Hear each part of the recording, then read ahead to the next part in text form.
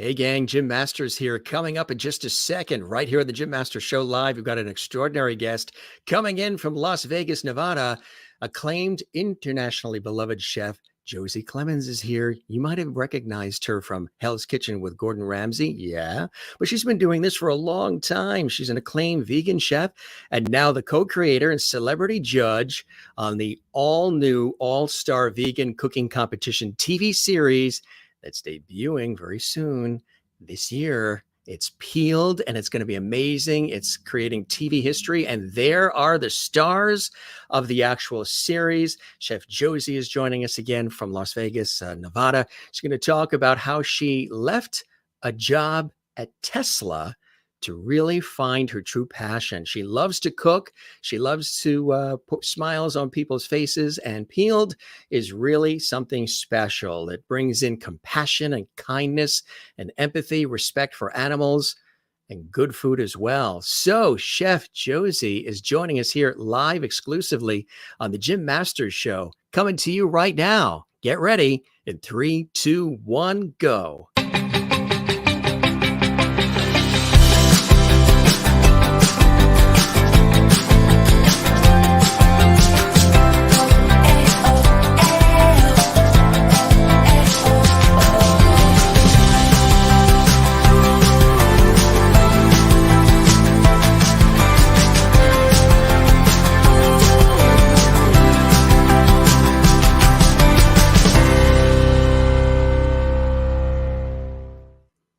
And here we are, and there she is, Chef Josie Clemens, joining us live and direct from Las Vegas on this episode of the Jim Masters Show Live. Welcome, everybody. I'm your host, Jim Masters. All the foodies out there, and I know here at JMS Lovelyland, we've got a lot of foodies. We've done food episodes of our show and so much more. You guys love to have good food, and that's what she's all about, but also with kindness and empathy. We're going to talk all about that. Good to have everybody here. Welcome to the show. If you would like to comment during the live episode of our show, just subscribe to our YouTube channel. That's the channel you're watching right now that houses all these episodes of our entertainment, lifestyle, variety talk show series. Over 740 episodes we have done live 7 days a week in just 2 years' time. I know I know you know about episodic television. That's a lot of TV. That's a lot of talking and a lot of JMS levity. So, gang, you want to comment live with each other? Maybe we'll see some of your comments as well. Subscribe to the YouTube channel. It's a gift for our Jim Masters Show subscribers to the YouTube channel, which is Jim Masters TV. Welcome, everybody. And Chef, welcome to the Jim Masters Show. It's so great to have you here. It's so great to be here. My cheeks hurt from smiling so hard. Thank you so much for having me. Oh, it is my pleasure. It's my pleasure. And exciting and really cool things are happening for you. You've been doing this for quite some time. You're dedicated. You're passionate. You love to cook. You love to create.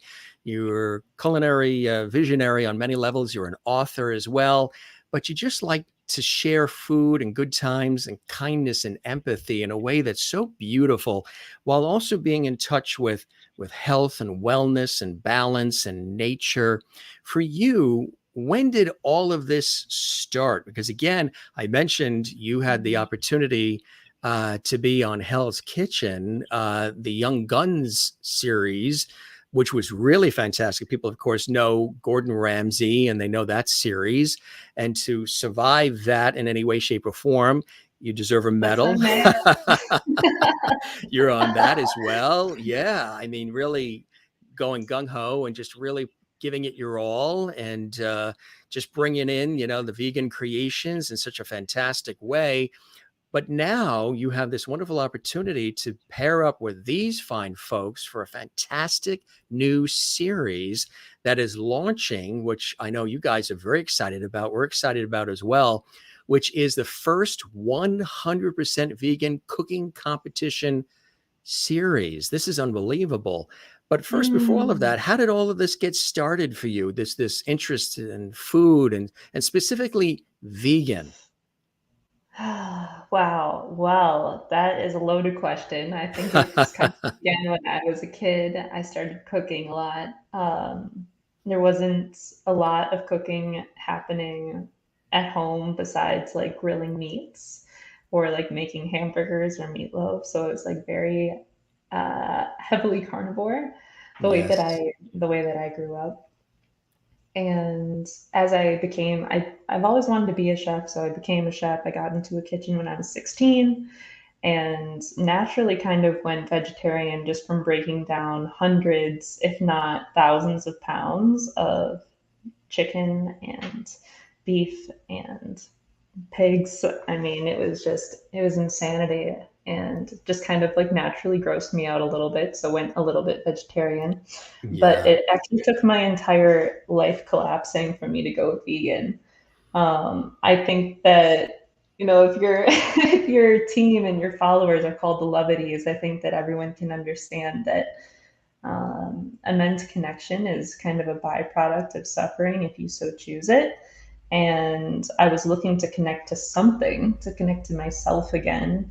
After life imploded, Yeah. I wasn't quite sure what to do. After like a breakup, all my money was Mm. stolen from me, Ah, losing my job all in the same week all at in the like same week that 19. happened? Yeah, and I had like That's like a lived on my Lifetime own. movie. It was, dude, you have no idea. I was And going I to just, say. I was just young and confused, but veganism has been like such a constant for me. It's allowed me to traverse life in the ways that I desire, but stay grounded into something meaningful and base my career around something meaningful. Because as you saw from that Hell's Kitchen flyer with the big flaming middle finger, the hospitality industry is a pretty intense environment. Yeah. Yeah. It sure is, And huh? Gordon Ramsay, Hell's yeah, Kitchen, Young Guns. Yeah. and to be honest, you know, that side's, I mean, look at my makeup and my hair in that picture. That side of me still very much exists, but Yeah. it's more refined and tailored to a specific direction, which is to bring change and wellness and happiness into people's lives. So if I'm going to be that intense, it's going to be with a purpose, not just the purpose being let's put food on the plate that is actually killing people.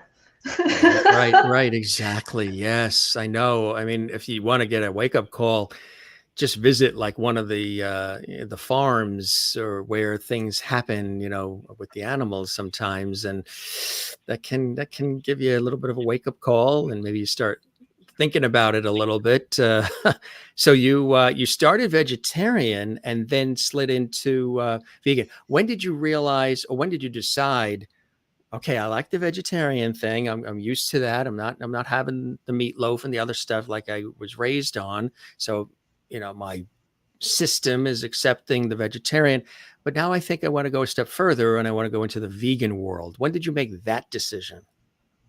That decision was after my life kind of imploded because before I was like eating more vegetarian, but I wouldn't call myself a vegetarian because there were times that I'd still eat meat. It's just I got kind of turned off by it And from were you my doing kitchen dairy job. and cheese Oh too? yeah, I was still doing lots of cheese, lots of Ice cream? dessert, lots of baked goods. Oh, of course. But once I realized that I actually had two friends come into town shortly after my life like took a little dip, and both of them were vegan, and I had told them that I was considering going vegan, and they were like, "Oh, well, like that's great. Like what's keeping you from going vegan?" And I was like, "Well, I don't want to give up ice cream. I don't want to give up all this stuff." And they go, "Oh, that's easy." And they open up Google Maps on their phone. They're like, "Oh, there's a Ben and Jerry's near here. Ben and Jerry's has vegan ice cream." I was like, "Oh, it does? I go to Ben and Jerry's all the time. I didn't know they had vegan ice cream." And so they gave me vegan ice cream. And then in the morning, we went to this place called Rainbow Cafe because this was in Colorado in Fort Collins. And we went to Rainbow Cafe and I had a tofu scramble with vegan sausage. And I was like, whoa, my whole brain just flipped upside down. And that just caused Were me to you get really liking it right curious. away? Oh, yeah. You were liking it right away? Yeah. Yeah, it wasn't the same, but it was just really good in a different way.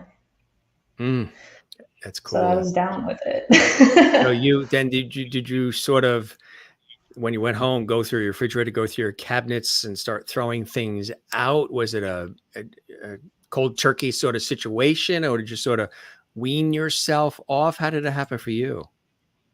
It took me like 3 months to really like allow my lifestyle and my actual diet to catch up to my mental commitment to do it. And I was living off of a lot of eggs and I was eating a lot of fruits and vegetables, but I said no more meat, but I allowed Yeah. myself to have eggs. And Hmm. then eventually I just was like, I'm going to stop buying eggs. Cause I used to eat 5 eggs a day. So I'd have like Yes, right. just like these massive racks of eggs in my refrigerator. So as soon as it ran out, I was like, no, no more. What do you, I've always thought of, because I've toyed with that as well. And I have a couple of friends that are straight, vegan, and they have been for years. And, and they love it, and that they won't have any meat because they know that the body will react negatively after not having meat for so many years as far as trying to digest it. But for you, when you really look at it, what are some of the things that for somebody that's watching who's thinking about doing it, what would you recommend as a good way to sort of like ease into it? If it's something maybe even their doctor recommended, you really need to have more of a plant-based diet. You really got to watch all this stuff that you're eating. Yeah, it tastes good. Yeah, you like it, but you gotta make some changes. That's a good question. I think that the most important thing to do first is to acknowledge the ways that maybe you didn't know that meat was affecting you. Because when we consume the behaviors and the characteristics and mentality of the animal by consuming like their DNA and their flesh and their consciousness, we're choosing to live. We're also animals too. So when we're eating animals that compete with one another, that really operate just like with this food and sex drive, we're kind of perpetuating that, and we're only living with like this competitive, I'm only going to be swayed and moved and ambitious to move myself in the direction of like ambition and things that will allow me to acquire more food and more sex, like more living in the physical world. Um, that's kind of what we're perpetuating when we're eating animal flesh. And I think that when we become more aware that there's a different way to be that's more peaceful and allows more connection in our lives and more energy, to be present in our physical bodies, that is how we just end up convincing ourselves to consume more plants, to consume plant consciousness, to be in tune with our own natural rhythms and the rhythms of the earth. Plants, like, they have a cycle, they have a season. When fall comes, they wither, and when the summer comes, then they thrive again. And I think that we have those rhythms too, and we tend to resist them when we're in this animalistic state. But when we Mm. consume plants, we are more peaceful, we have more love in our lives, we have more energy to give, we have more energy to give our passions and just our days. We have more energy to invest in ourselves. So I think it's more contemplating what we have and acknowledging the things that we don't have that we would like to have, to motivate ourselves to stay on the path. How are you with carbs too? Do you limit or have you excluded carbs in your diet? No, I operate completely off of carbs. carbs, carbs and protein pretty much operate the same way, except carbs burn faster and proteins burn slower. So, But I yeah, if you're highly eating, doubt you have a box of Captain Crunch in your cabinet. no, Not it's those whole kinds of grain. carbs. Not those kinds. It's more like rice and quinoa and beans and, yeah, just things that actually carry fiber and nutrients. Right, exactly. That is. Not just sugar, but I actually had a bowl of cocoa pebbles with my brother the other day because those are vegan because they're made entirely of chemicals. Did And you chemicals are vegan. chemicals are vegan? Yeah. Did you get that, folks? Chemicals are vegan. So as you're having the Kool-Aid and the Pop-Tarts, you know, um, so you were with Tesla, right? You had a corporate job with Tesla at an age around 22. Corporate, good job, growing company, the whole thing. But you didn't feel satisfied. Something was missing. And did that happen?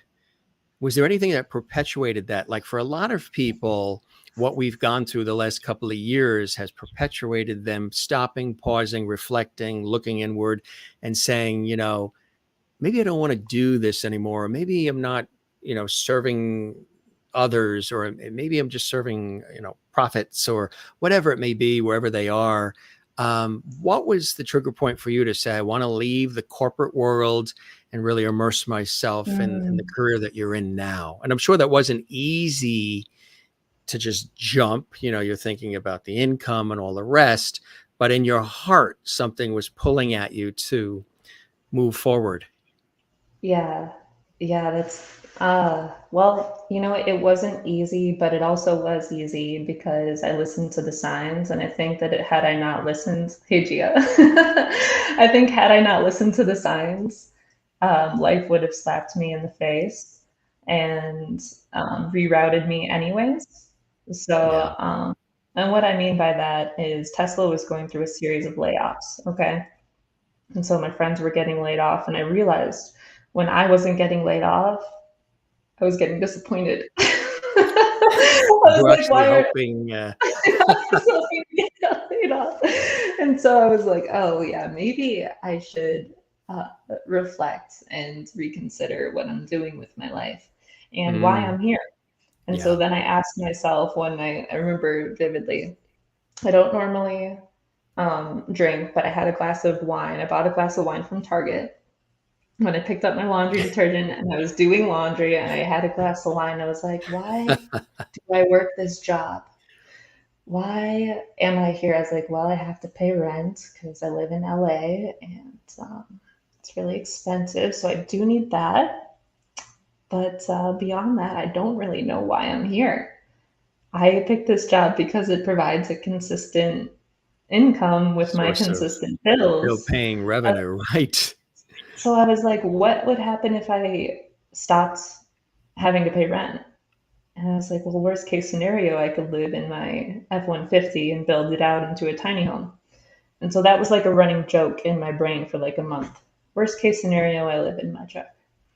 Worst case scenario, I live in my truck. And then I lived in my truck. You I quit actually my did. job.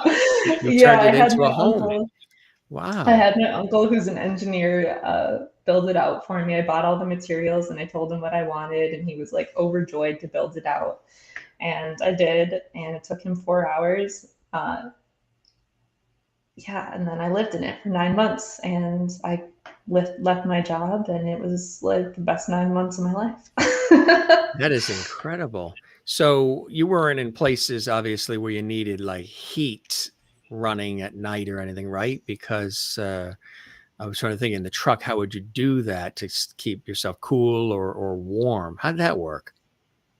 Well, so the F-150, I bought like a camper topper for it to go over it, and it was aluminum, same material as the actual truck itself, and it had windows, and then the roof of it was carpeted, and then my uncle, I had him put Reflectix in there, 2 layers Yeah. of it, so that was the insulation, and then I had a memory foam mattress, which was very warm, and I lived in California.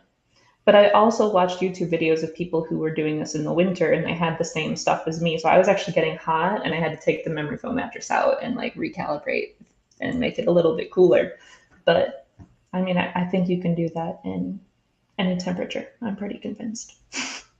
So you had a refrigerator in there too to keep foods cool and things of that nature. You had all that in there. No, I had mason jars with lentils and rice and beans, and then I would just buy produce. I just drive to the grocery store every day and buy the produce that I want for my day. Fresh, really Yeah. super, right? Exactly, super fresh. I would imagine too, you probably go whenever, physically it's possible, to the farm stands and the local purveyors for fresh fruits and vegetables and things of that nature, right? Yeah. Yeah. Yeah. That's the life that I was living, was just super intentional and slow, and it was fantastic. Did you document any of that as you were doing it? Did you I journal or do did. anything? Yeah. I vlogged a lot, and I still have those unedited videos on my phone or in the cloud, I think. But In the yeah, cloud, right? the cloud and in the dust, all of it. Um, Even before that, throughout your teens, you were already making things happen because you worked in hotel restaurants in Michigan and upstate New York, which is kind of cool, right? And then um, you had that incredible culinary experience pretty much built up by around 22 under your belt. And again, you did the Tesla thing, and then you made that big decision, did the truck, and then started a career as a chef managing a vegan bakery called the Ridiculous Baking Company. Tell us about that. That was the job that I held right after working for Tesla and after I moved into my truck. I found a job that would give me the experience that I was looking for. And so I was managing the warehouse, I was managing quality of all the products. So we were basically making all of the gluten free and vegan bread for every restaurant and grocer in Los Angeles County. So it was really cool. I got to meet a lot of business owners. I got to eat a lot of vegan food because I established relationships with different vendors. And every time that I'd come in to check in and say hi, they'd always make me a meal. And it was, I learned a lot about making food to scale. So just a whole different part of the hospitality industry that I had no experience in. I And really explain got to what that means for the audience when you say making food to scale. Is that measuring the portion sizes or, yeah? It's measuring, it's having a team of 4 people literally bust out 200 loaves of bread in a night and, maybe like 4 dozen cupcakes and 2 cakes and a bunch of other stuff. And you're just like sitting there and you're like watching it all happen. And I'm going in and I'm trying everything and I'm documenting their processes and like, okay, it takes this many minutes for them to make this much dough, which will yield this much. And we need to stay within like this measurement as often as possible because that's going to be the most efficient. And then making sure that you have all your products and ordering like pallets upon pallets upon Yeah. pallets of products.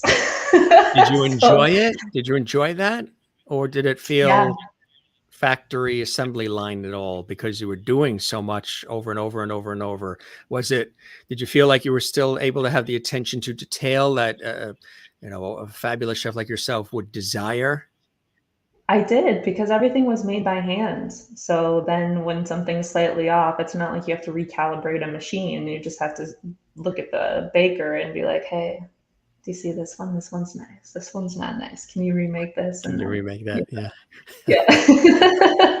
Yeah. And the one that came off a little warped in shape, who got to eat those? Because they probably still taste good. They're just I maybe. didn't gain 15 pounds while I worked there. Yeah, I ate I that. think we We just all got our ate answer. Yes. that. That one looks great. This one, not so good. You work on the remake of that one, and I'll take care of this I'll one. be back. I'm going to I, dispose I'll of be this back. properly. So, what was really cool is you then carved a space out for yourself in Los Angeles as an ambitious, budding vegan chef. And you nearly took a job cooking for a celebrity vegan YouTuber, Logan Paul, too, right? But Yeah. ultimately passed on that opportunity because, there was meat obviously being served, but instead you followed your dreams like many other people do who moved to Hollywood, and you wound up on screen. Tell us about that.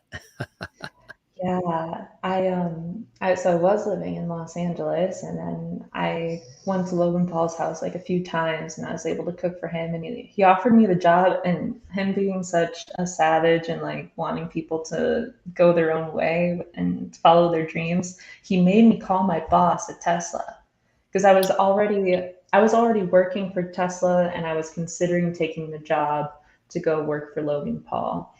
And as soon as he offered me the job, he made me call my boss at Tesla and quit.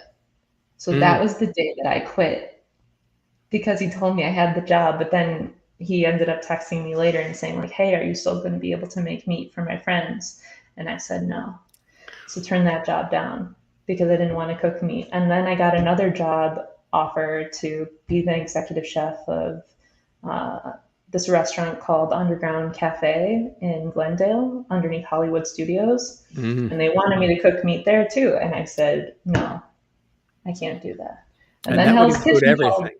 And then Hell's Kitchen. Yeah, But as far as the meat, would that, I mean, did that also include seafood too at that time? Or it, seafood something it, you would still do? it was beef and chicken, and I The beef still and wouldn't cook chicken, yeah. seafood. Anything with eyeballs, I'm not cooking Yeah. it. That's But how then my I mother forfeited is. that Yeah. role. Eyeballs and tentacles. And if it's still moving, she's all bets are off from my mother. Wait, your mom's a vegan? She's not vegan, but on certain, she's not far from it, and with certain things, she just won't, and that's one of her rules is if there's got the eyeballs and if it has tentacles and if it's still moving, It's so no, funny. thank you. That's, yeah. Your mother sounds like a sweetheart. Yeah, she sure is. Are there other vegans in your family? Yeah, actually. My aunt is vegan and she lives in Portland. She was vegetarian. I think she's been vegan for like a year and a half now.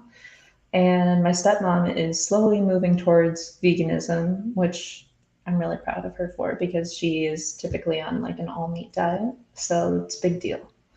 That's great. So, Yeah. One quick yeah. question, just I always wanted to know. Um, and now I'm talking to somebody who's expert at it, because again, I have friends who are vegan as well. The protein replacement, I've always wondered, because they always talk about how the meats and other things having the sources of iron, the sources of protein, the energy that you need. Um, Mm. what is the replacement for you? Like for me, I love peanut butters. I've always enjoyed peanut butter because if I'm hungry and it's in the evening and I don't want a big meal of any kind, just a little scoop of peanut butter for me, and I'm good. It, That's it all it just, takes. that's all it takes is a nice scoop of peanut butter, preferably with the spoon and the jar. Just don't tell anybody I don't else. know. Your secret's safe with me. But I do have a follow-up question on that. Do you like flatten the peanut butter back out after you put like big scoop marks in it? That way people don't know like what you're doing. I will Do tell you- you, that's very ingenious because it almost sounds like something you might have done, maybe. I will tell you the reason why I say that, because, and I admitted it later in life to my father and mother. Um, I would come out of my bedroom at like, I don't know, 2:30 in the morning when I was a kid. I don't know, 7, 8, 9, 10, 11, 12. I'll stop there, but could have been later too. And there'd be a half a gallon of Neapolitan ice cream in the freezer, vanilla, chocolate, strawberry, always there. So, and I know that my father has always loved ice cream. So I would come out at 2:30 in the morning, not every night, of course, or it'd be 900 pounds. But once in a while, I'd come out when I would wake up and I'd be hungry. And I think it started when I wasn't tall enough to reach, because there was a kid, reach that freezer. So I'd stand on a kitchen chair to be able to open it and then get I would take out that half gallon of Neapolitan. Then I'd slide the kitchen chair back by the table and go into the living room, sit on the floor. Well, first I'd get the spoon, go into the living room, sit on the floor, watch the television. And it used to, I was very strategic. Now everybody's going to do this. It had the flap that would go over, but you would have to tear it open. You tear it and it opens. Or the sides had the flaps that you could slowly open without any damage to the carton.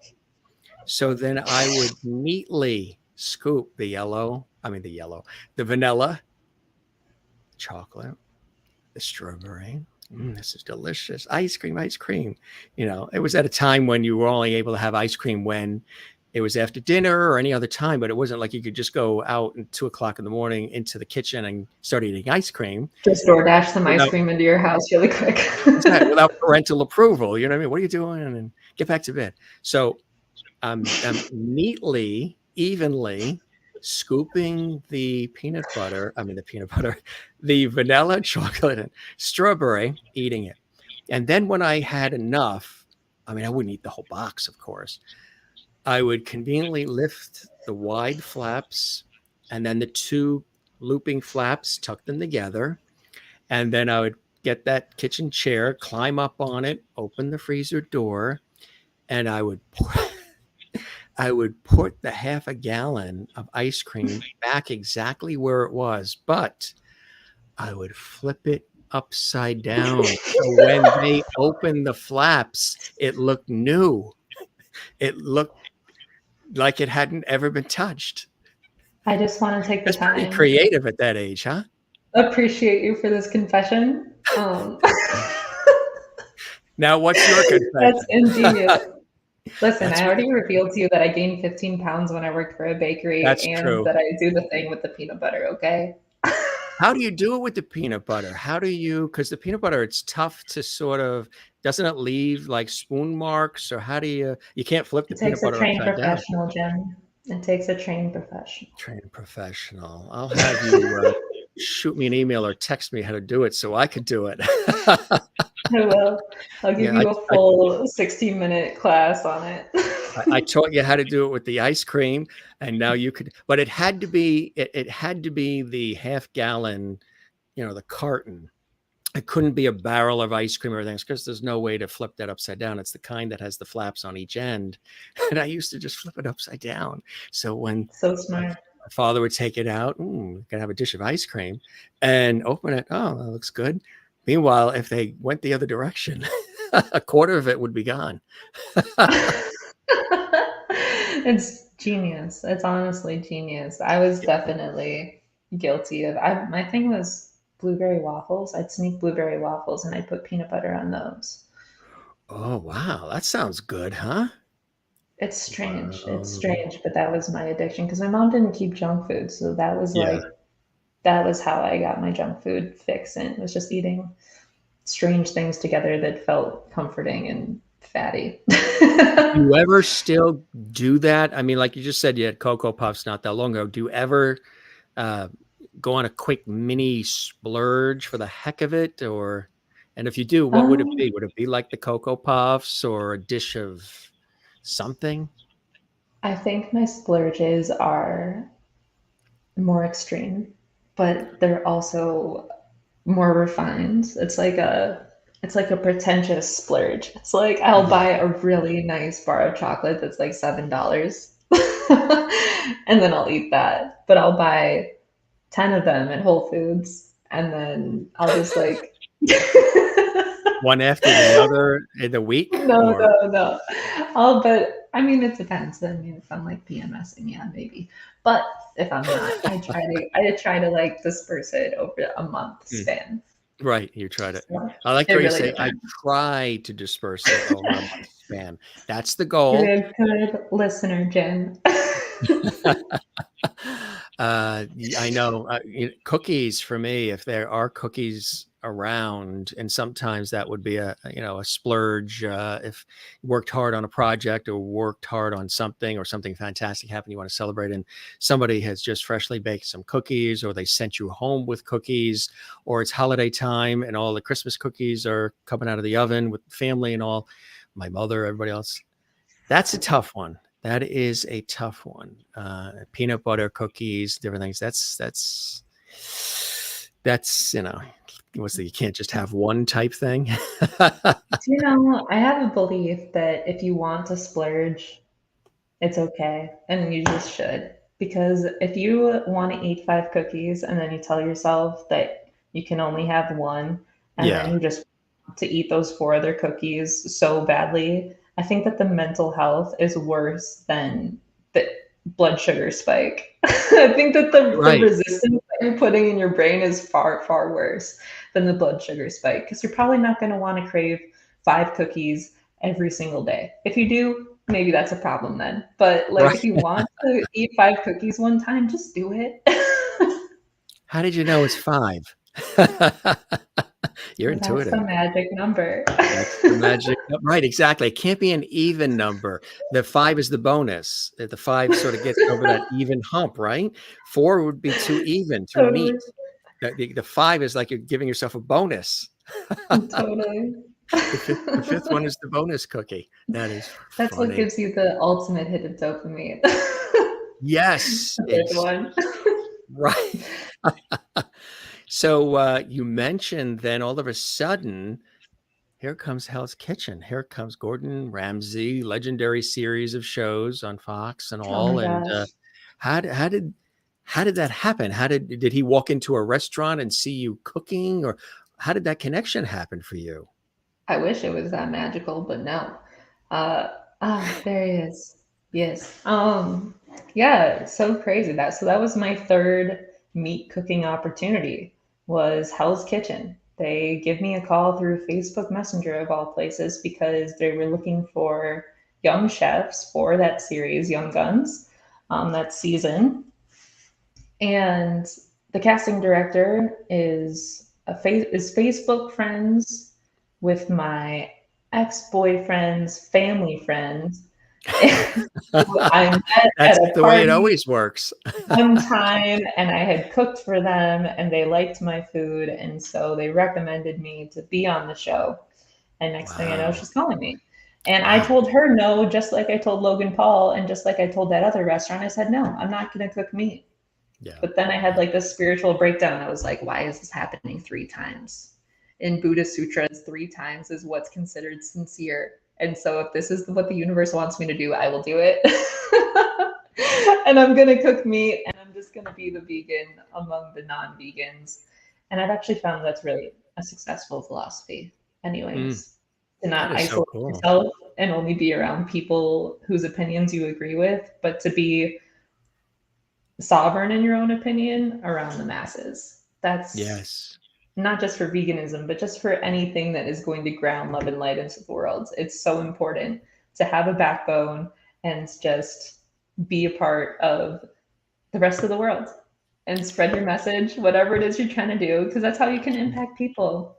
Right. We talk about that all the time here on our show. Were you, when you realized that the opportunity was with Hell's Kitchen, the series, and with Gordon Ramsay having probably seen his shows and style and all, were you nervous at all, or did you see it as a challenge? I want to go in and I want to tackle this and see what I can do here. I definitely saw it as a challenge. I was nervous because I hadn't been cooking professionally for 3 years. I was also nervous because I had only done catering and banquet and I hadn't been a line cook ever. And his entire show is about being a line cook so you can be an executive chef at one of his restaurants. That's And right. I told him that I had never been a line cook, and he was like, "Oh, well, you're fine.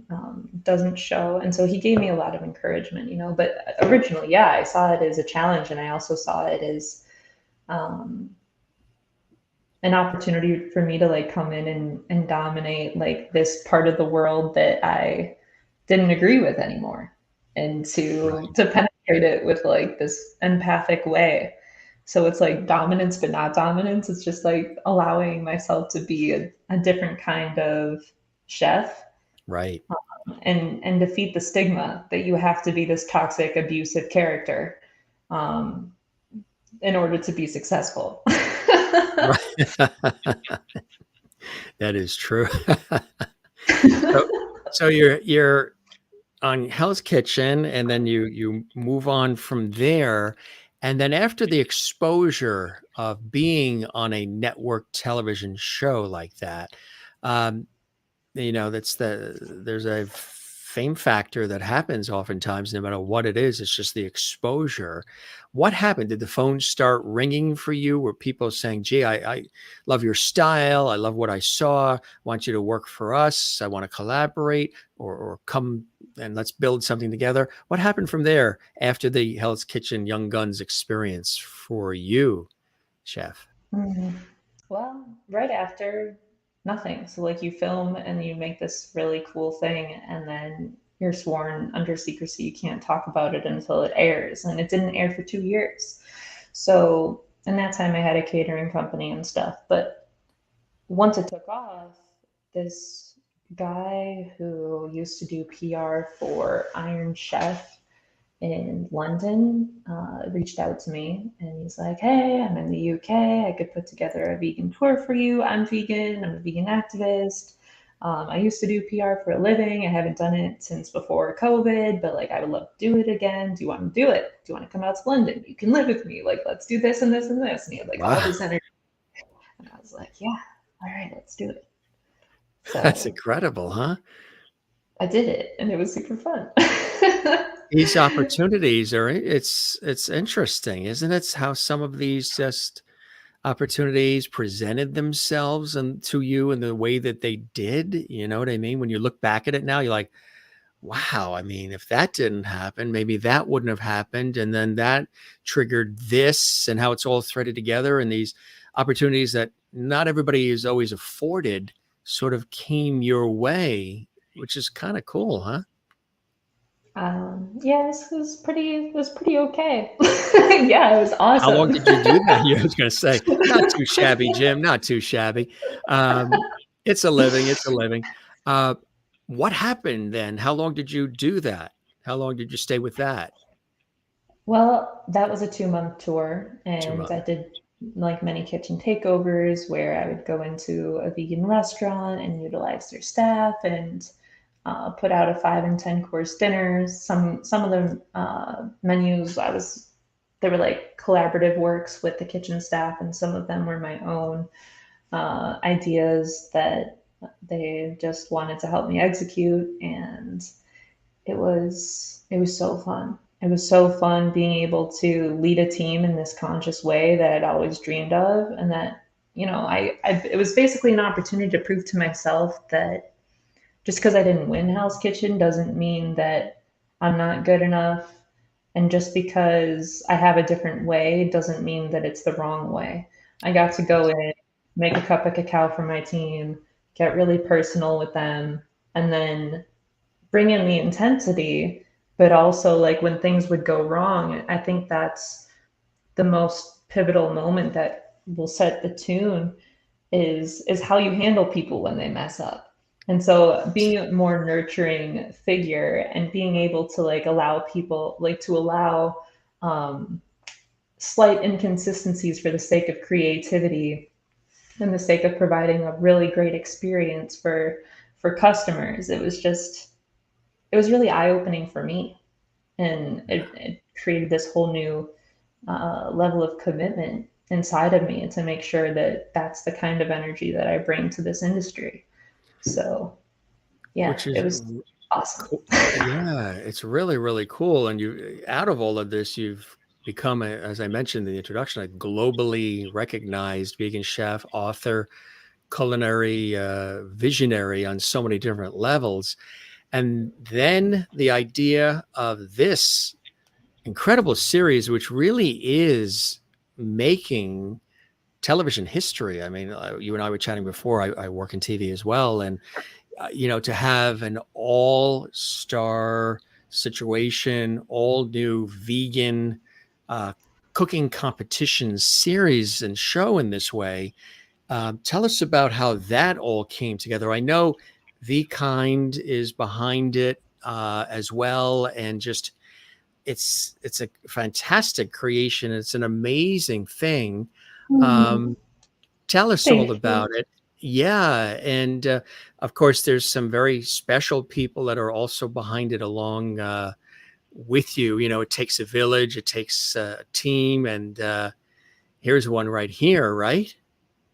Shabnam, my freaking woman. Yes. Yes, tell the Co-host of audience who the we have show. here. Yeah.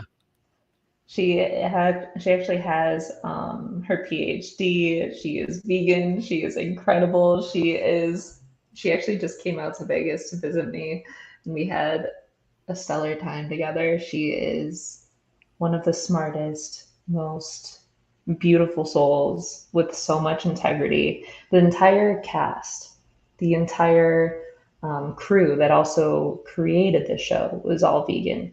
So every single person just had their hearts not Yes. only into this work, but into the vision and the mission of what we're trying to pull off here. It's not like just your average camera guy doing his job. It's like a camera guy who wants to make sure that the shots are perfect so that we can really, um, create the imagery that we want and create the level of professionalism that we want for the vegan world, and especially the vegan TV world, where we're not really represented yet. Well, now we are, but there was no representation for us. There was no area of prestige for vegans. Vegans, I mean, speaking from my own experience, they're kind of projected onto as, not that serious, or how can they be uh, so prestigious with what they do if they can't even cook with all the ingredients that are available. It's kind of that energy. So we were all working together to delete that stigma and to bring something incredible to the audience, vegan and non-vegan. And that energy was present throughout the entire production process. Mm. So And yeah, it's the Star, Star Simmons, Star really the Simmons. she's watching tonight. We welcome Star. She's commenting. She's here with us as well. Longtime vegan advocate and VKind founder. And Peeled, I guess, really from what everybody's saying, was conceived to sort of satiate demand for cooking shows that feature the innovative plant-based alternatives that have transformed culinary arts in recent years, right? And part of the vision that sparked the interest are for you, where your experience began, sort of the first vegan chef to compete in that series, Hell's Kitchen, sort of influenced your decision to join forces with Star as co-creator of what's coming to television and more, huh? You guys teamed Yeah, up. Wow. yeah. I mean, Star was like the icing on the cake because Yes. originally, I went into Hell's Kitchen not knowing if this type of um, vegan archetype could make it in the real world, the one that's compassionate and Yes. empathetic. And so then the tour happened, and then it was over, and then Star messaged me and let me know what she was doing, and it really blew my mind that, there are other people out there too that are trying to make a difference, that are working to oh, that's my food, thanks. Isn't that incredible? Yeah, look at that. She uh, recognizes her food. but when she told me what she was doing, I just was stunned, and I was like, okay, so this is actually real. This is real life. We do get to be empathetic humans. We do get to bring this to mainstream media. We do get to penetrate the masses. We do get to help people increase uh, their lifestyle by promoting peaceful ways. I I can't really express what it did for me, but the outcome was that I became incredibly fiery and passionate when joining forces with her and her team, and it was a motivating tool for me to just wake up with a new level of inspiration. And then meeting her team and like everyone being so professional and so driven and having so many ideas, it was the entire creation and grounding process to put this work of art together on a daily basis. I mean, it's just amazing what a mastermind group can accomplish when everyone's working towards a common goal. Yes. You know what I love is cooking up compassion. That's really important. And tell us about the importance of that. People may say, oh, a cooking competition show, okay, and it's got vegan and blah, blah, blah. But still, there is this whole sort of vibe and vision and mission that is wrapped around the food, right? Totally, totally. It's stepping out of that lower frequency fight or flight consciousness and way of life to connect with yourself and with other people and with animals. in a benevolent way and ensuring that equality exists for everyone and everything. And I think that in order to um, truly be a certain way, to be full of love, to be full of light, that has to be backed by actions and behaviors and um, words that actually are in alignment with that and actually create positive change in people's lives.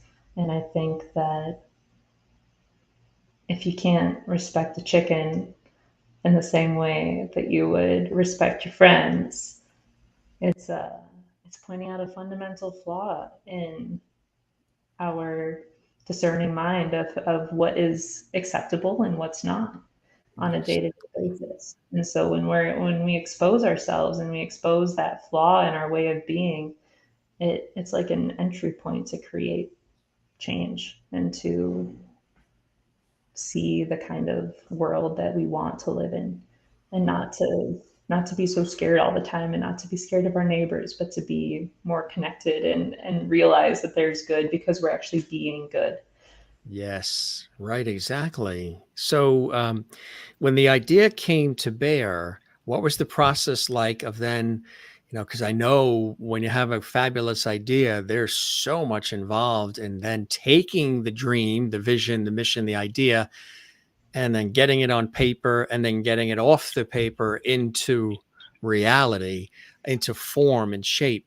What was that process? What is that process like? Because, it's still, you guys are still working and creating, and it's launching a little over a month from now, September which is cool. 24th. Which I That's a big think, day. again, like I said, you're very intuitive about the peanut butter and everything else because you guys are launching it on my birthday. Oh my gosh, shut September up. 24th. Yes, I'm a Libra, balance and I harmony. was gonna You're say launching you Peeled are on, yeah. you're a cusper though with the Virgo energy.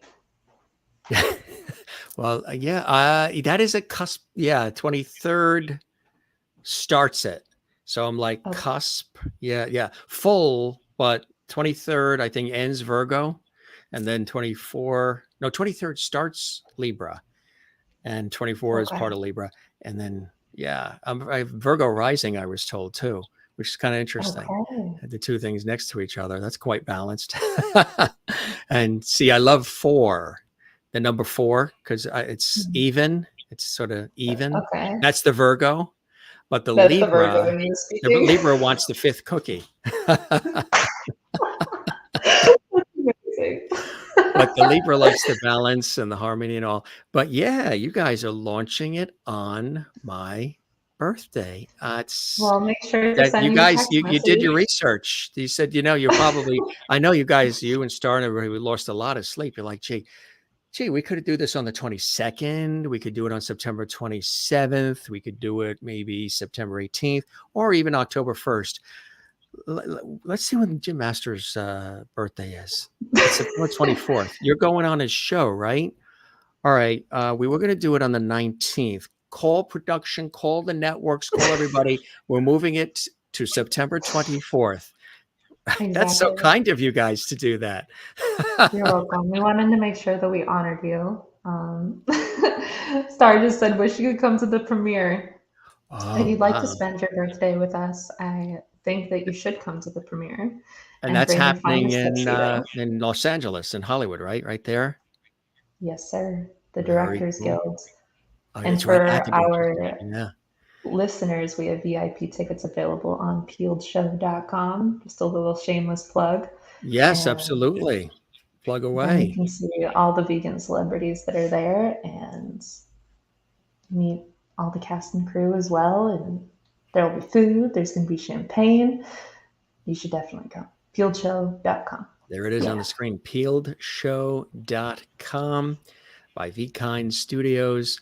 And again, just even putting together the VKind, vegan and kind blended becomes VKind, which I think is very, very cool. So you've had a taste of television. You've been on television. You've been on a series that a lot Just of a wee people watch. A lot of people watch that, and you survive the whole thing. Some people, they get on TV and they freeze up. They may be very talented at what they do, but with the lights, camera, action, and all the craziness of it, as you know, when you watch TV or watch movies or whatever else, when you see it, everything looks sort of effortless and smooth, but behind the scenes what it takes to put it all together is sometimes incredible. It's chaos. It's like, come on, we need the tape. We need it now. Let's go. Where's the, oh no, what happened to the, and there's a lot of chaos, but that's the adrenaline. That's the excitement of it all. For you, you've got to be like over the moon that this is launching, and you're a co-creator of this. That is a Yeah. long way from that Ford F-150.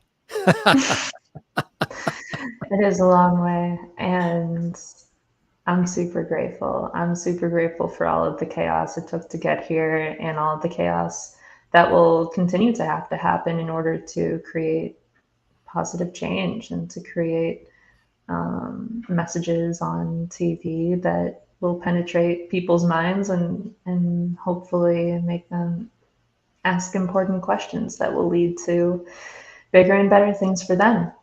Light Yes. and sound is like I mean, as well as I do that light and sound is the fastest way to create change or alter somebody's consciousness. That's why we love watching movies and listening to music when we like to ignore our reality because we get to physically and emotionally dial into something else that isn't ours.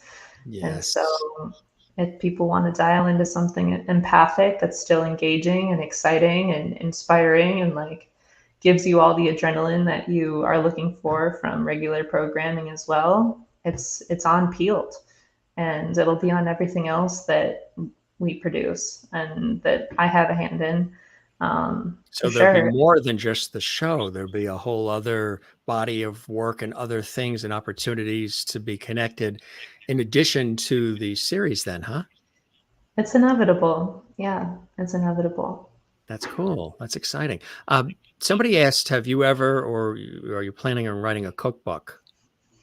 I'm actually working on my cookbook right now because my first book is What Lies in the Gap. It's available on Amazon. Another shameless plug. Hey, And plug it's more away. about the Takes a philosophy. village. Takes a It village. does. That's it. That's cool. So So the Amazon. second book will be the recipe book that is in line with the philosophy and includes things like recipes for the times that you want to eat 5 cookies. Well, what is it? Kathleen in New York City said, have you ever cooked anything besides vegan, like when you were first starting out as a chef? Oh yeah. Yeah. Oh yeah. I grew up in a super carnivorous family. So it was mostly meat and potato dishes and knowing how to grill asparagus or make Brussels sprouts or things like that, but mostly meat. And that's what allowed me to perform well in Hell's Kitchen was I knew how to cook a steak. You know how to do it. Yeah. Yeah. I How even did had the you, vegan community ask me like, "Are you vegan? You cook that meat? You right, sure you're yeah, vegan?" yeah. You cooked it better than they do, right? Exactly.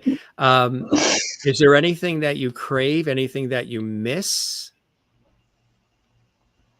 Mm, Or what was hard to give up, like cheese? Was that difficult at all? there are times cheese wasn't difficult because as soon as I noticed the change in my body from not eating cheese, I got addicted to that feeling. So I think you have to really just get addicted to the changes in your physical body in order to give up the cravings of flavor in your mouth. What I can achieve without those things in my life anymore is much more than before because before I'd get so lethargic after I eat food, I'd be like done for the day and scrolling on my phone from after dinner until I go to sleep. It was terrible. So, Now, was your body uh, giving you a message, right? The body yeah, gives signs when it doesn't like something. totally. So, I will say, honestly, I miss scrambled eggs, but then Just Egg made a product that's just like scrambled eggs. So, there's actually nothing that isn't vegan. There's vegan ice cream, there's vegan eggs, there's vegan salmon, there's vegan shrimp, there's vegan filet, there's Do vegan you do ribs. almond milk? I actually prefer almond milk. Oat I milk do. is I do usually almond milk. Yeah, Have you I had do an oat almond milk milk. latte? I haven't had whole milk in years. I know I've gone to visit family who have. Well, it's funny because they were doing the whole milk, and then they brought it down to 2%. Figuring that that's they're doing what they're doing their part type thing. But even when I have the 2%, now because your body gets assimilated to certain things. So because I've been doing actually what I did first, which I learned really wasn't the thing to do, was I went to skim milk, um, Okay. which was everybody tried That's that, what I but drank then as a kid. yeah, This is like I went to the skim, from the whole to the lower percentages and then to the skim. And then I heard, well, like all the fat free and all, and then everybody says, no, you can't, you need some fat in your body. You cannot have everything be 100% cholesterol free, 100% fat free. That's not good for you either. So then I switched off and tried the unsweetened vanilla almond milk, which is really good. And I use it for everything. Doesn't always mix with certain things as well as regular milk does, just from a texture point of view, but still, I'm so used to it. So now if I have whole milk, which I really don't, it tastes like heavy cream suddenly. And we were raised on all that. Everybody was raised on that. Drink milk, get the milk mustache, everything. But it tastes a little bit like a heavy cream. So now my mother's interesting because she um, was never a big sweet, or isn't still, not really a big sweet eater. Didn't always go for all the sugar. My father likes sugar more than my mother. And I've always preferred, and my sister also, savory over sweet. I tend to like savory items, maybe a little yeah, me too. saltier, sort of like if you go to somebody's house and there's appetizers and then there's the desserts. I'm more turned on by those appetizers that are over there, and then maybe we'll have the dessert after. But I don't run to the dessert table, and so my mother, by not having sweet stuff for a long time, um, when now she has the slightest of anything that's sweet that you and I might think isn't really that sweet, to her it's like very sweet. She's like, oh, that's too sweet. And I'm like, yeah, but you used to have that all the time. Yeah. But then again, she's from the Northeast originally, and they're in Florida.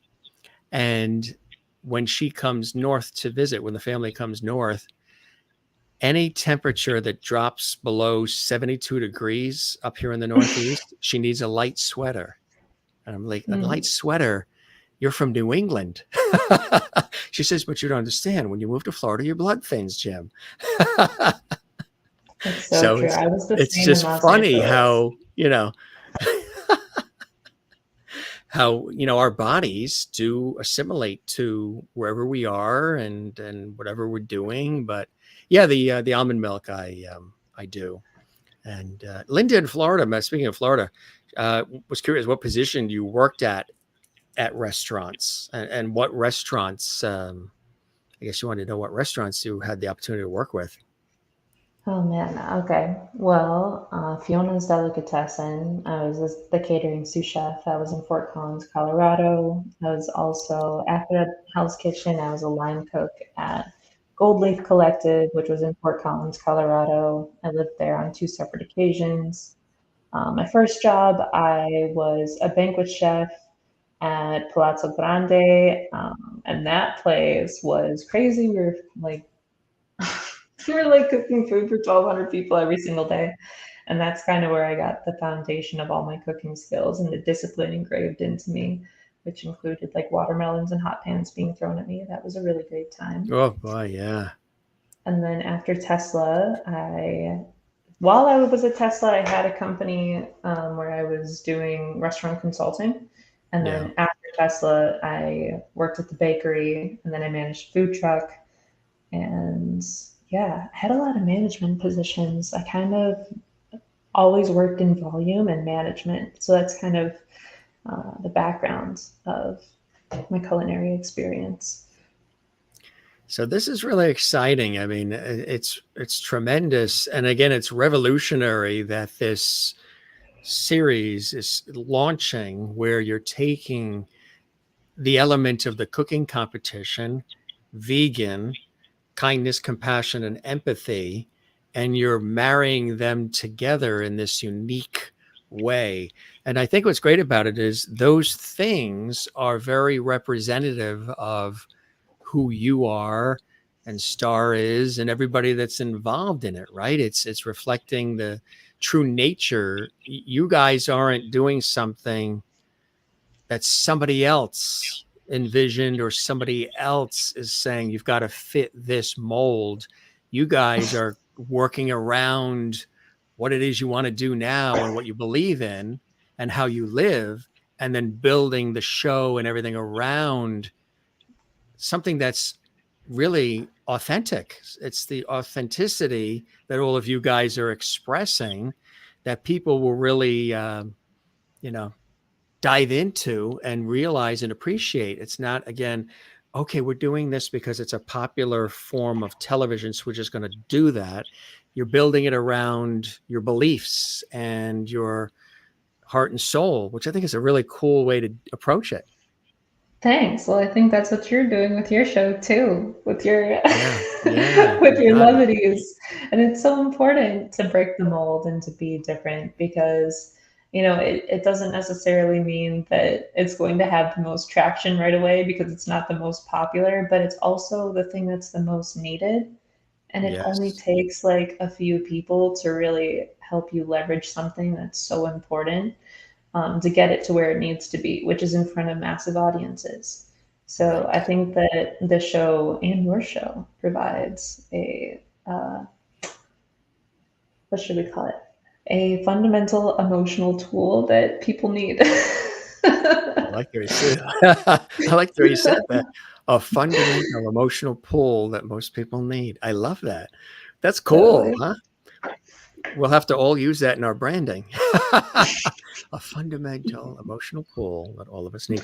But you're spot on with it, because it's true. We do. And that's one of the things when I did start this series, playing off my professional work in television and radio, which I'm still immersed in full time during the day, and it gets crazy, which I love too, and I always have since doing it in high school and college, and then going out from there. Is I said, if I'm going to do a show like this, where I'm going to devote, we've done 740 episodes live 7 days a week since That's a launching this lot. series just 2 years ago. Wow. And I had a guest on that was on a beloved network television drama series for years in the 70s. And they did 230 episodes in 11 years to give the audience a perspective. And so I knew that if I was going to devote sort of all of this time and this creation and everything that we're doing here, it had to be something that not only entertains people, but lifts them up, inspires them. There's levity, there's a free flow or vibe to it that isn't like a typical interview show. It's much more of a conversational Dick Cavett, Carson kind of style, old school, but with a modern vibe, real and fresh and um, fun and kind and all. It had to have that vibe, or I wouldn't want to do it. I would have got bored with it quick. It would have been very assembly line. Hi, who are you? Tell us about the book, the movie, and the CD. Great, thanks for coming. Next, hi, tell us about the book, the movie, and the CD. To me, that would be boring. It would be like a factory. It would be like blah blah blah blah. And I've done that kind of work too. But it's got to be something where it's real, authentic, and it's got a feeling with it, where the guest as well as the viewer and even myself feel like, wow, that was cool. That was great. I feel invigorated after watching and enjoying this. And you get that because that's what you do. You've been doing that for years. That's who you are, is that kind of vibe, putting out that energy. Well, that's who you are. You just made 740 shows in 2 years. You've been doing it like one a day, every day for 2 years. Yeah. That's pretty much what that equates to. Yeah, it's freaking That's great. That's exactly what it is. Yeah, I know. It's really amazing. So the launch is September 24th. And where can people see it? For people that are going to say, okay, gee, this sounds exciting. I want to watch, I want to follow, where will they be able to see it? Well, it'll be on Unchained TV, which streams on Apple TV and Roku, and I also believe Amazon Prime. So, yeah, if you're not able to come to the event, you'll definitely be able to stream it. Make sure to go to peeledshow.com and enter our raffles. We have a couple available. You can win a juicer, and you can also win a trip on a vegan cruise, which is a big deal. So I went on a cruise. It was not vegan. I ate fruit and veggies the whole time. I'm really excited. If you win, please slide in my DMs and please take me. If you win, please take me, right? Yes. That is, Please and thank you. that is funny. That is funny. So for people who are saying, okay, I've seen cooking competitions before. There's a lot of different shows, Food Network, these different places. In addition to the vegan nature and the compassion component, what are some other things that people will be able to expect and enjoy with this new series, Peeled? And again, congratulations to you and everybody involved. Thank you. Thank you. I I think that if you're the type of person that likes to watch cooking shows and critique the chefs as if you know better than the chefs, you will like Peeled because there is an opportunity to do that, and you will watch all the judges annihilate every dish that comes in front of them with compassion, but also articulately, and it will be really exciting to watch. And yeah, you'll be able to judge vegan food on the same scale that you would judge regular food. It's going to be bomb, and it's going to make you super hungry. We had a great time eating it and You watching all the did. chefs prepare it. You There was did. a lot of adrenaline and love that went into every dish. So Wow, that's fantastic. That's really cool. What are your from a personal standpoint, what are some of your favorite vegan dishes or desserts that you like to create and cook? Your mm, personal favorites. my personal favorites include handmade pasta and pizza. I Yeah. grew up with Italian food. Olive Garden was like a delicacy for my family because we were just The breadsticks, all like, those breadsticks. yeah, we're just we're like middle class rednecks, and Olive Garden was like that's where you like put on a fancy outfit, to go to Olive Garden, and it was a blast, and I loved Olive Garden. But then I dated an Italian guy, um, and I've learned about real Italian food. And I think everyone can agree that like pizza is their favorite comfort food for when they're feeling sad. Mm, So I love yeah. to make vintage vegan pizza. I love to make handmade noodles and like crazy sauces. Usually there's some sort of Asian fusion dish that comes out. Like sometimes it's either like pure Italian food or it's some sort Yes, of an Italian hybrid food that I end up exactly. making. You know what one of my favorite things is, and it's probably the Irish part of me. I really love mashed potatoes. I love mashed potatoes. Yes, I often say if God ever said, "Look, I'm going to put you on an island and you're going to be all by yourself and there's only one food you can pick to have forever. It's going to be mashed potatoes." I just love them. The comfort, like the peanut butter, comfort and familiar, nostalgic, and non-threatening, and just good. Before I right before I hopped on with you, I just had cubed and boiled some potatoes and lightly mashed them, and then I made like this tomato sauce with mushrooms and kale, and then I put vegan cheese over the top. So yeah, potatoes are definitely there's a lot you can do with the humble potato, and I think that's a Yes. respectable answer. Yeah. That is funny. Can you let us know again? Comfort food, yes, Jim. Catalina, New York. Nikki says she's on the West Coast. There, she goes. Can you let us know again where exactly we can tune in to Peeled? Yes, Unchained TV. I would give them a follow on Instagram. Also, go to peeledshow.com, September 24th at 4 p.m. PST. It'll be live streaming. And Unchained TV is streaming on Apple TV, Amazon, and Roku. Isn't that So there are exciting? plenty of options for you to see it. Yeah. Yeah. Yeah. Yeah. So exciting. So, a lot of times in television, you do a certain amount of episodes and then you see where it goes from there.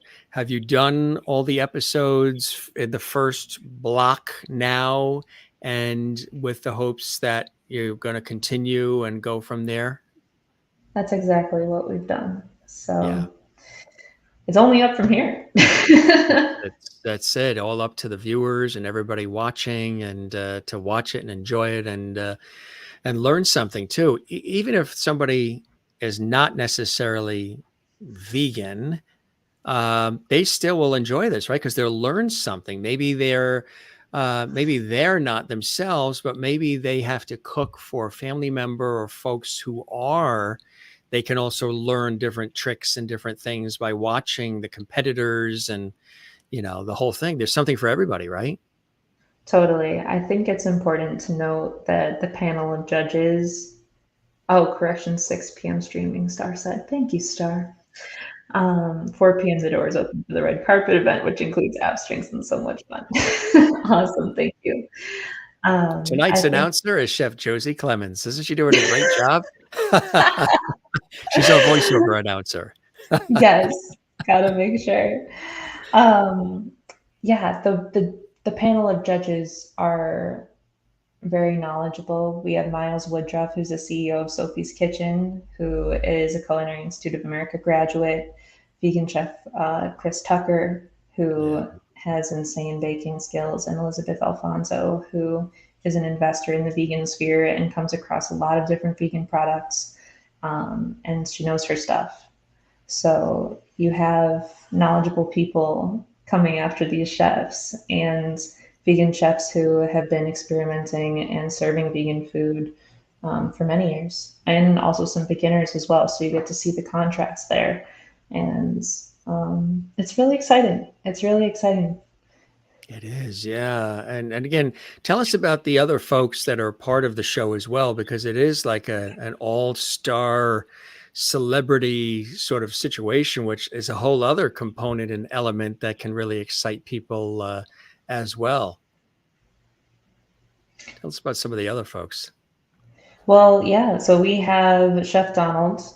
He is second from the right. He is actually the owner of Veggie Nation here in Las Vegas, which is my favorite vegan restaurant in Las Mm, Vegas. And Chef Sandra on the far left. She's from France, and English is her second language. And everything that she does, she devotes to her spiritual guru. And she has the biggest heart, super mm. passionate, and also incredibly fiery. Probably has the most fire out of the entire group. Chef Donald has the most experience. And then you have Chef Jaina on the right, and she is a blogger. And she has the least amount of professional experience, but a lot of creativity and a huge personality and a huge heart. And yeah, then we also have um, our last chef who has like a French Asian fusion background, and she's also an oracle and a healer. So it's all these different chefs from very different backgrounds with different levels of experience. So That is it's cool, great. huh? It's a great group. That is fantastic. That is really, really cool. So it's going to be fun. It's going to be exciting. And how'd you guys come up with the name Peeled? Well, that is Star's creation. I like it. I like it. Yeah. You're peeling back the layers of your personalities. Totally, totally. That's I think I think we wanted to assimilate ourselves into the like different cooking competition shows that already exist. So we just Yeah. wanted to have something catchy. And I think that peeled and being peeled into the compost, that was like the whole imagery that we wanted to create for the audience, so people know that it's still, even though it's a compassionate show, this is still a very serious culinary competition. Exactly. Exactly right. Well, somebody that's here that pops in towards the latter part just wanted to say hello. Mr. George Burns is with us. Who's He popped. that? That's the comedian George Burns, the legendary comedian George and Gracie. And he's got his cigar there and he's got his red hanky. He pops in towards the latter part, television legend, comedian extraordinaire. I think he made it to about 100, um, Wow. which is hard to believe because he smoked cigars, but there's Maybe that was a one in a secret. million. Yeah. But he just said he thoroughly enjoyed it. You knocked it out of the park. He loved every aspect of the conversation. He learned a lot about vegan. And my aunt collected dolls, and it got passed down to me through the family. So we did a nostalgic episode one night, and everybody fell in love with the legend George Burns. And he popped in, and he sends his love and good luck on the upcoming series. He's very happy for you. Thank you. Isn't that Appreciate cool? that, Mr. From Boyfriend. vaudeville and everything else. I mean, he did it all, Mr. George Burns.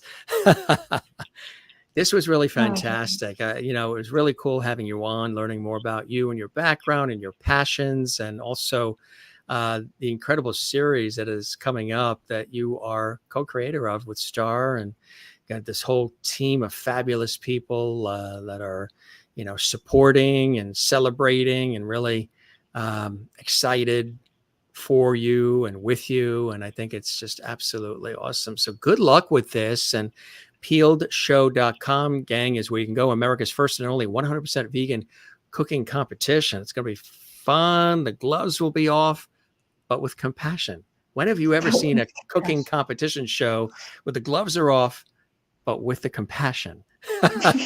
Usually just the gloves are off and that's it. and then the food Yeah, goes flying. But totally.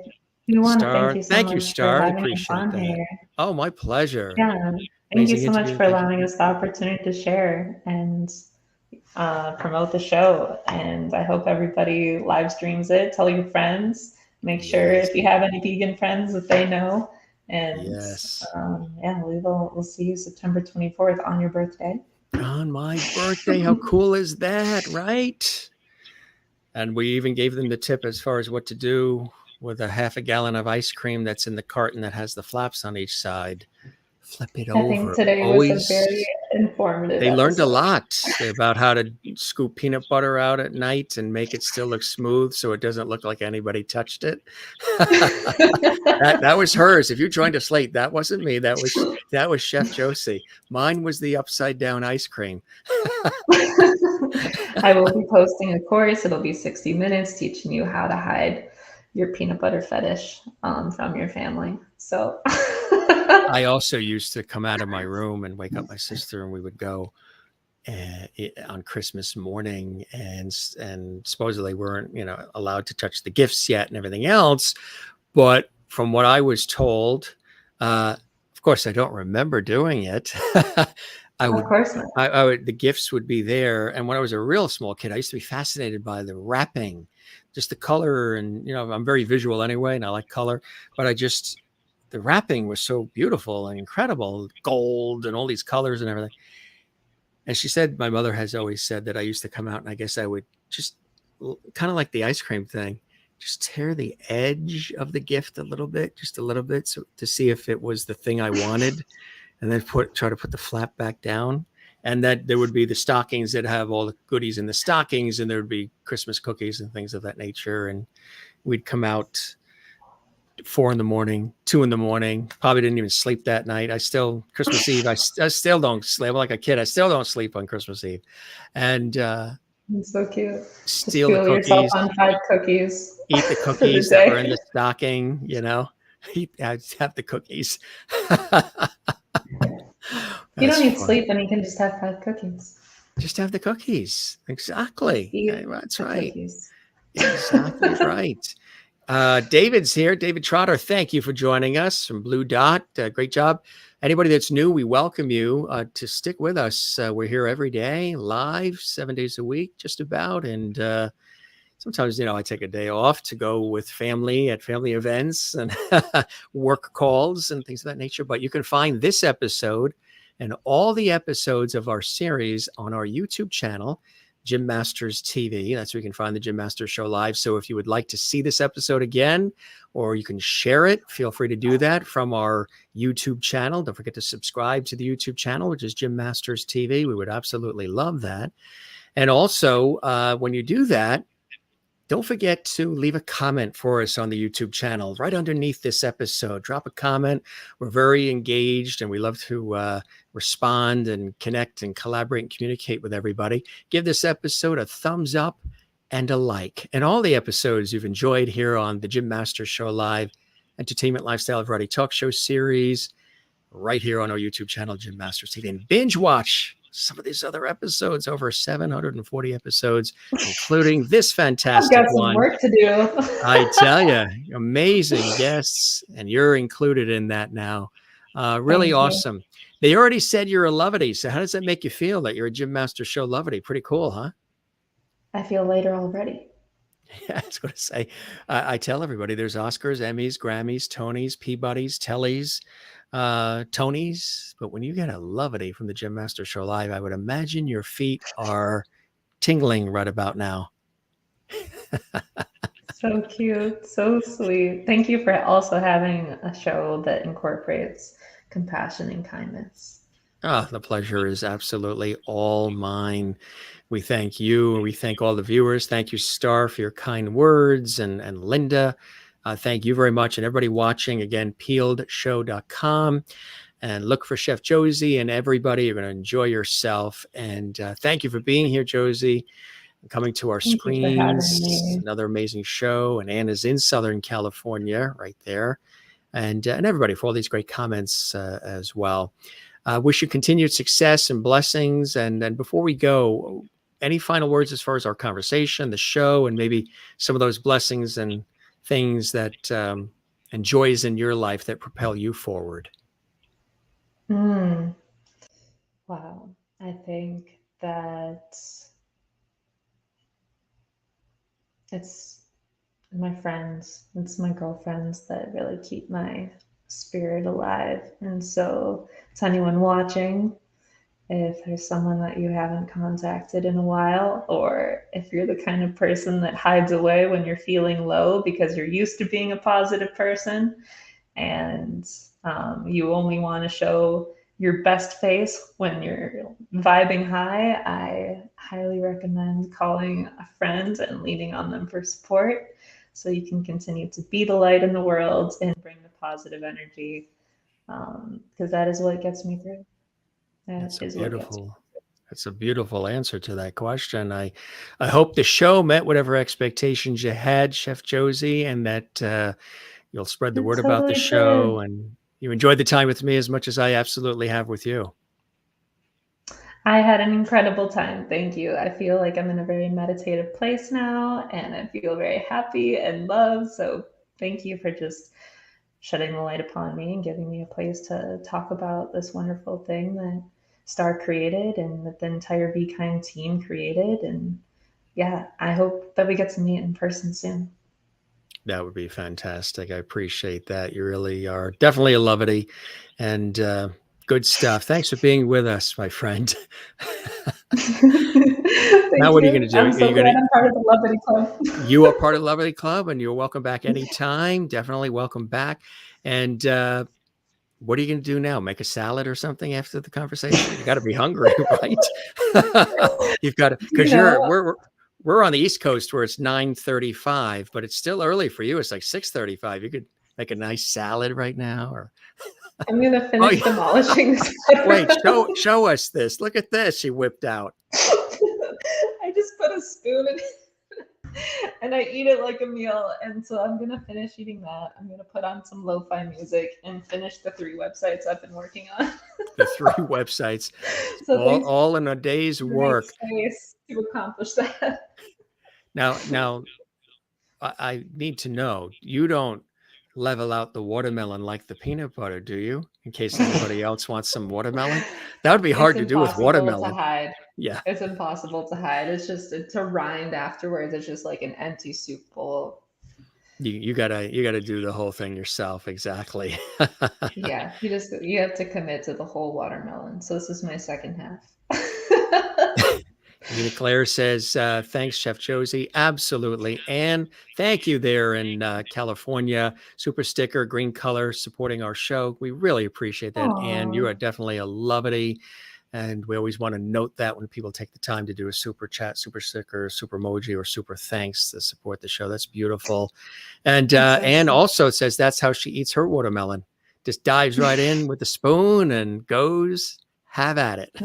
That's the way to be. It's Smiles the from way to be. Crystal. And that is the way to be. Sherry in Kansas says, thank you for being here tonight. Josie, good luck with your show. Absolutely. And Aw. all the great Big comments from love to all the everybody. listeners. Big love to everyone that is part of the Gym Master Show, that is a levity, that identifies as a levity, that has been called a levity by Gym Masters himself. Thank That's you. it. Absolutely. Absolutely, my friend. You be well. You take care. Thanks for all the time, the wit and wisdom. And we'll see you again soon. Okay. Spread the word about our show. And you're welcome back anytime. Good luck with Peeled. My eyes will be peeled watching. Will do. Thank you so much. And September 24th. Hopefully, I can get out to the West Coast. That'd be kind of cool on my birthday. Wow. Walk the red That would carpet. be excellent.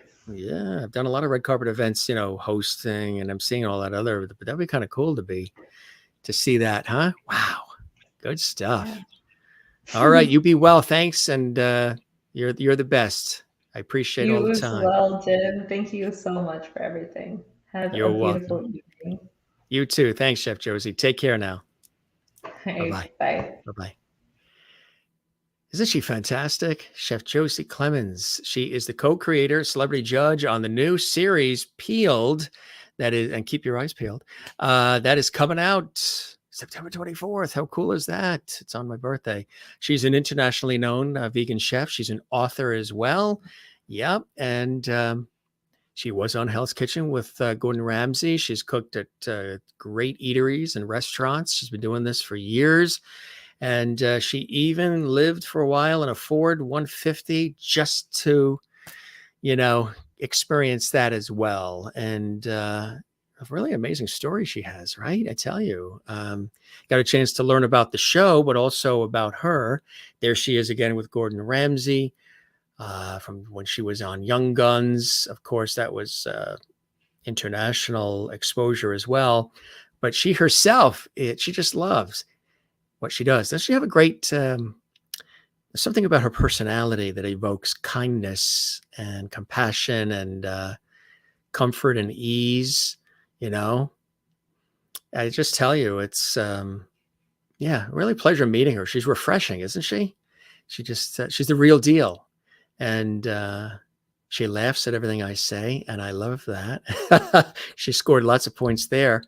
Now, you know what it is? She's real. She's a real person, and she gets what life's all about. And sometimes it's those simple things that really matter most: happiness, kindness, be you, do you, share, and celebrate. And that's what's going to be happening on this America's very first and only all vegan celebrity cooking competition series. It's going to be amazing. Peeled. And you learned about it right here on the Gym Masters Show Live. Chef Josie Clemens joining us here. And we thoroughly enjoyed the time. You guys did too, because you're commenting left and right.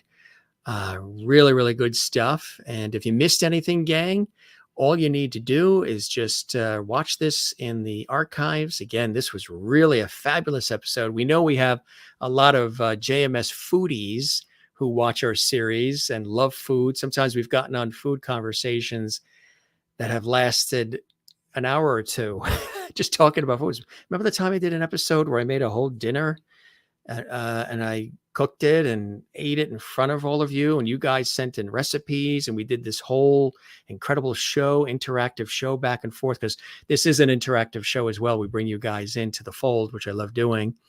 But it was a whole foodie episode we did for like 2 hours on a Saturday. That was really something cool. Hey, gang, I want to let you know as well, we've got an amazing guest tomorrow. Look who's with us tomorrow. Really somebody extra special as well. Daphne Maxwell Reid, the legendary actress who played Aunt Viv on the Fresh Prince of Bel-Air TV series on NBC. Also, she was on Snoops. She also she loves to cook as well. She's one of the first African-American women to grace the covers of, I think it was Glamour magazine. We'll talk about all that tomorrow. She's going to be with us at 8 p.m. Eastern, 5 p.m. Pacific. Her husband is the incomparable actor, legendary actor Tim Reid as well. You've probably seen them in lots of series together. So check that out. That is tomorrow at 8 p.m. Eastern, 5 p.m. Pacific, right here on the Jim Masters Show live. Again, if you guys joined us late or you missed anything and you would like to see it again, this episode and some 740 more are archived on our YouTube channel, Jim Masters TV. Give us a thumbs up, let us know how much you enjoy what we're doing here. And again, around here, we don't say goodbye. We say see you later, cheers, ciao, slancha, hasta la vista, avida zane, sayonara, moi loop, be well, take care of one another, be good to one another, love one another, and don't forget to love yourself. Take time for yourself. Really important to do that. We appreciate you joining us. You can find me on Instagram, Twitter, and Facebook at Jim Masters TV. That's right, Jim Masters TV. And if you guys have additional suggestions for guests, even though we have a waiting list, believe it or not, of guests who want to come on the show to get some of that lovely vibe, you can contact us at this email address, also at jimmastersmedia@gmail.com, jimmastersmedia@gmail.com, if you would like to suggest guests, or maybe you know somebody that would love to come on the show as well. That would be fantastic. All right. She was coming to us from Las Vegas, Nevada, and that was really, really cool of her to do that. Busy time in her life. Chef Josie. Great show, Jim. Have a great day. JMS community, you got it. Absolutely. Thank you very much. You too, Crystal. And Nikki says, everybody, it was real. Sure was. Maureen in Arizona says, always a pleasure being in Lovely Hall. Thank you, Jim, for making this my happy place. You're very welcome, Maureen. Sometimes there's so many comments that come in when we're doing the show live that it's tough to keep up. But thank you very much, Kathleen in New York City, our regular lovelies. And again, if you miss out on commenting when the show is live, no worries. Definitely leave a comment on the YouTube channel. I love that. We love that. YouTube loves it. And also, if you do comment live in chat, still leave a comment on the YouTube channel, because YouTube sees that and then they blast the episodes out even further. She says, thank you, Jim. Have a great night. Good night all. To Kathleen in New York City, the very, very same. Good stuff. You guys are great. And what's cool is you're all saying take care and lovely to each other, which I think is fantastic. Crystal said, looking forward to tomorrow with actress Daphne Maxwell Reid. We had you drooling over the mashed potatoes with the gravy. I know. And you learned a trick with the half gallon of ice cream. Turn it upside down. And then wait and tell your parents later in life, you know what I used to do? You know, well, you're not going to get spanked now or anything. Don't worry. You could tell them if you did that too. Oh my God, big lovely family. Absolutely. Our family here at the Jim Masters Show Live, our international audience continues to grow by leaps and bounds. International audience, people watching around the world, and we love and say thank you to you, and you. We'll join you tomorrow. It's always a pleasure to have you guys here at the Jim Masters Show Live series. Put a lot of work and hard work into every episode. We don't slap these together. We really work hard to give you some good product, entertainment, levity, inspiration, our famous Jameis levity, and everything else that we can create. Maureen says, confession time. I eat ice cream right out of the carton. I may have a problem. Not if you smooth it out and flip it upside down. Uniclaire she's watching in the Philippines. Yes. Have a great night or day wherever you are around the world. Exactly. Because people watch the show live. morning, noon, or night. And then they watch it any time of the day, 24/7 in the archive. So I love that. And it's so nice to see you watching, Uniclaire Mayan from the beautiful Philippines. That's so nice. All right, gang, again, take care, be well. We love having all of you here. We shall return tomorrow with more levity, and good times on the Jim Masters Show live just for you. Spread the word about our show. Give some love to our YouTube channel, Jim Masters TV, and we'll catch you on the next one. All right, we love you all. You take care and be well. Cheers.